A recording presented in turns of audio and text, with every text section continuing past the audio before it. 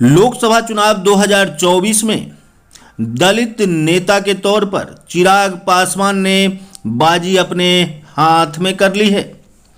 चिराग पासवान जहां अपने चाचा पशुपति कुमार पारस पर भारी पड़ गए हैं, वहीं भारतीय जनता पार्टी के नेतृत्व वाले राष्ट्रीय जनतांत्रिक गठबंधन में बिहार की 40 लोकसभा सीटों को लेकर संभावित फार्मूला जो सामने आया है, उसमें चिराग पासवान के नेतृत्व वाली लोक जनशक्ति पार्टी रामविलास LJPR को 5 सीटें मिलने की बातें सामने आ रही है।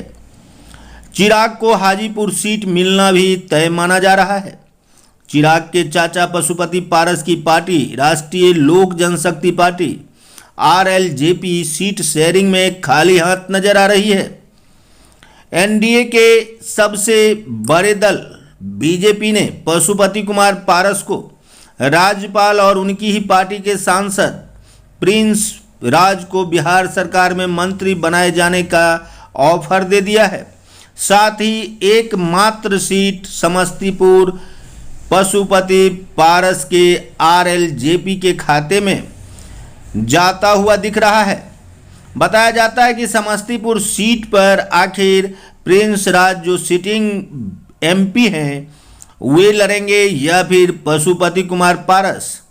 यदि ये दोनों चुनाव में से लड़ते हैं तो इन्हें एक मंत्री पद या फिर राज्यपाल का ऑफर साथ साथ मिलेगा।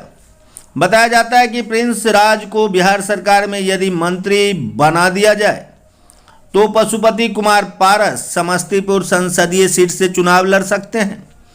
यदि प्रिंस राज इस बात पर एग्री नहीं होते हैं तो पशुपति कुमार पारस को लोकसभा चुनाव के बाद किसी स्टेट का राज्यपाल बनाया जाएगा और प्रिंस राज समस्तीपुर से RLJP के उम्मीदवार के तौर पर NDA गठबंधन के तहत चुनाव लड़ेंगे।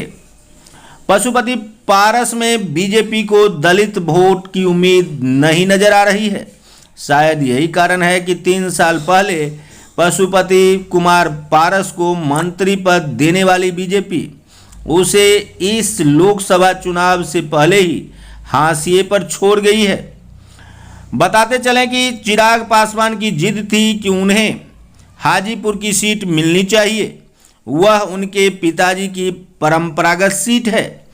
BJP ने उन्हें इस बात पर राजीनामा भी तैयार कर लिया और BJP ने चिराग पासवान द्वारा मांगे जाने वाली हाजीपुर, वैशाली, जमुई, खगड़िया और नवादा की सीट देकर चिराग पासवान को मना भी लिया। सवाल उठता है जमुई और खगड़िया सीट की। जमुई सीट पर जदयू का भी दावा चल रहा है। वहां से जदयू अशोक चौधरी को लड़ाना चाहती थी, लेकिन जमुई सीट जब चिराग पासवान के झोली में जाते हुए दिख रही है तो अशोक चौधरी को बिहार मंत्रिमंडल में शामिल कराकर खुश करने का एक पैंतरा सामने आया है।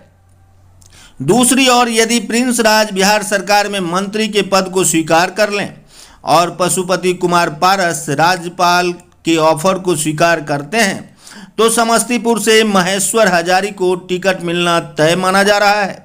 लेकिन फिलहाल यह फाइनल नहीं हुआ है। शायद यही कारण है कि मंत्रिमंडल के विस्तार को लेकर भी एक दिन और बढ़ा दिए गए हैं। अर्थात गुरुवार को होने वाला मंत्रिमंडल विस्तार का कार्यक्रम अब शुक्रवार को शायद हो पाएगा। कारण है कि गुरुवार को NDA 40 सीटों वाले बिहार लोकसभा क्षेत्रों का वितरण अपने सहयोगी दलों के बीच कर लेना चाहती है। BJP, JDU, चिराग पासवान की पार्टी, जीतन राम मांझी की पार्टी, उपेंद्र कुशवाहा की पार्टी और मुकेश सहनी की पार्टी के बीच यह समझौता होना तय माना जा रहा है। बताते चलें कि मुजफ्फरपुर की सीट जहां मुकेश सहनी को मिलना तय माना जा रहा है, वहीं उजियारपुर की सीट भी उपेंद्र कुशवाहा को मिलती हुई नजर आ रही है। जीतन राम मांझी के लिए गया सीट मिलने की उम्मीद की जा रही है। इस प्रकार से एक एक सीट इन दलों को देने पर बीजेपी राजी हो चुकी है, जबकि 5 सीट चिराग पासवान को मिलना अब तय माना जा रहा है। 1 सीट पशुपति कुमार पारस को मिलने की उम्मीद जग गई है।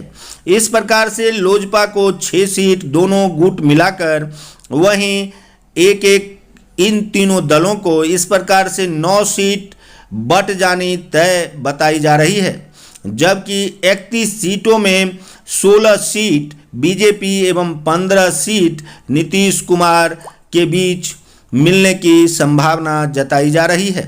बताते चलें कि बीजेपी 16 सीटों पर लड़ना चाहती है, जबकि 15 सीटों पर नीतीश कुमार की पार्टी जेडीयू। इस प्रकार से यदि गठबंधन होता है तो सब कुछ साफ साफ होगा और बिहार में एनडीए को वर्तमान में 39 सीटें सिटिंग हैं। उन सीटों को फिर से वापसी करने का यह पेचीदा फार्मूला बीजेपी का है। देखते रहिए संजीवनी बिहार और पाते रहिए नई नई जानकारियां। हम हैं संजीव कुमार सिंह और आप देख रहे हैं संजीवनी बिहार।